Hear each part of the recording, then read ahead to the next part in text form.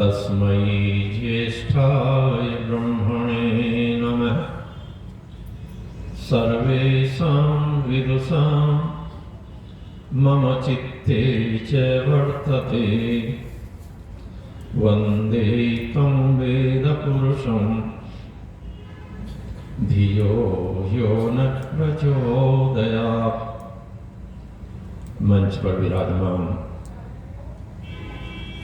श्रद्धेय आचार्य सत्यजीत जी, पंडित योगेश दत्त जी, आचार्य शारदा जी, और जो पिछले एक सप्ताह से इस आर्तवीज्य कर्म में सहयोग कर रही हैं, गुरुकुल देवनगर की ब्रह्मचारिणी और बहुत ही कुशल संचालक के पास बहुत कुछ होता है और सतीश जी उस सबसे संपन्न है और विशिष्ट गुण है उनका। संचालक के पास एक माधुर्य की कमी भी रहती है, कई बार उसे कठोरता करनी पड़ती है और आप सब जानते हैं कि सतीश जी पता नहीं उसको कहाँ छोड़ करके आए हैं। ऐसे माधुर्य संपन्न श्री सतीश जी इस समिति के सभी सम्मानित पदाधिकारी, सदस्यगण, धर्मानुरागी सज्जनों, मातृशक्ति,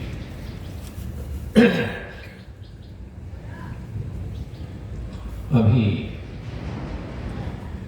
थोड़ी देर पूर्व आप और हम सब ने आचार्य श्री के मुख से वो परिचर्चा सुनी और उसको लगभग परिणति तक आचार्य ने पहुंचाया।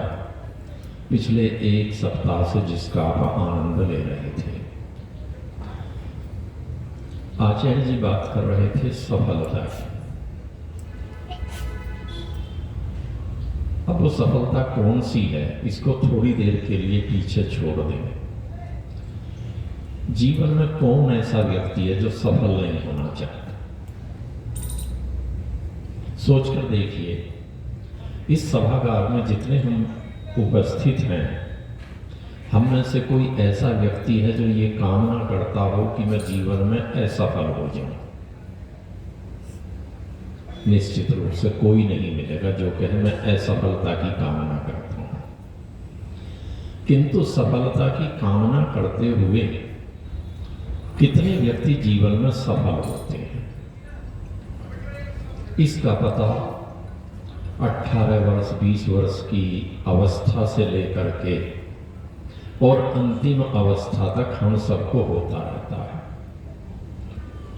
कभी हम बोर्ड की परीक्षा में सफल होते हैं, कभी नौकरी प्राप्त करने में सफल हो जाते हैं, कभी अपने घर गृहस्थी को चलाने में सफल हो जाते हैं, और सब कुछ ठाट बाट यदि हमने खड़ा कर भी लिया तो एक दिन ऐसा भी आता है कि उसी घर से अपना यकीन उठ गया है जिसे मिट गए हम बनाते बनाते।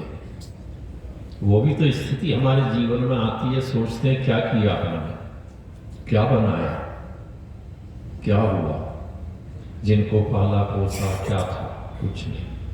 तो लगता है कि सफलता बहुत थोड़े हिस्से में है, असफलता बहुत अधिक है। वही सुख दुख वाली बात से आप समझ सकते हैं जो सुनते रहे हैं। सफलता चाहते हैं, सफलता मिलती नहीं है। असफलता की कामना बिल्कुल नहीं है, किंतु सामने खड़ी है। क्या कोई ऐसी व्यवस्था है कि सफलता चाहने पर असफलता आ जाए और असफलता की कामना नहीं है, सफलता नहीं मिलती? नहीं, क्यों नहीं मिल रही? कोई अंधेर खाता कहीं नहीं है, कोई व्यवस्था है। कहीं ना कहीं बहुत गंभीरता से विचार करेंगे तो हमें लगता है कि जो सफलता की हमारी कामना थी उसका जो मार्ग था वो कहीं दूसरा था और हमने किसी दूसरे मार्ग को समझ लिया। हमने तो ये पढ़ा था पृथ्वी गोल है, चलोगे तो वहीं पहुंच जाओगे, पर ध्यान रखिए एक जन्म में पहुंचना तो जरूरी नहीं है। गोल तो है पृथ्वी, चलते चलते वहीं आ जाओगे तो इस जन्म में तो आए नहीं, कोई जरूरी नहीं, इतनी गोल नहीं है। सफलता की कामना करते हैं तो सफलता के सोपान जानना भी जरूरी है और उससे पहले सफलता को जानना भी जरूरी है कि मेरी दृष्टि में सफलता क्या है। सफलता केवल भाववाचक शब्द है, मूल शब्द होगा सफल, फलेन सहित, जो फल के साथ हो। अर्थात फल क्या है? फल अब साहित्य को मिला लीजिए, दर्शन को मिला लीजिए, बात वहीं पहुंचनी है। अपवर्ग के लिए क्या कहते हैं? अपवर्ग फल प्राप्ति। मोक्ष को अपवर्ग भी कहते हैं और अपवर्ग क्या है? फल की प्राप्ति हो जाना अपवर्ग है। तो फल के सहित होना, सफल होना।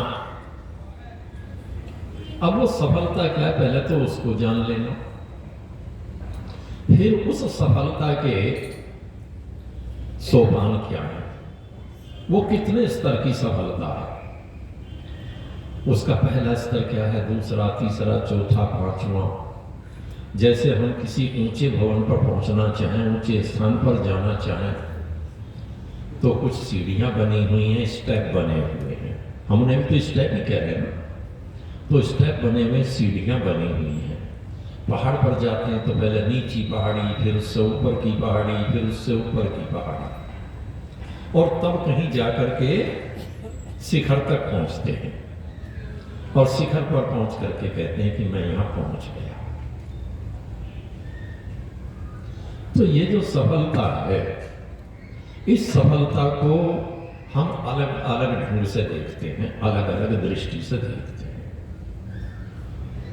ऋग्वेद का पाठ हम कर रहे हैं, प्राय जितनी चर्चाएं हुई मंत्र को लेकर ही हुई, कहीं ना कहीं सफलता के संदर्भ में भी वेद ने कुछ संकेत किया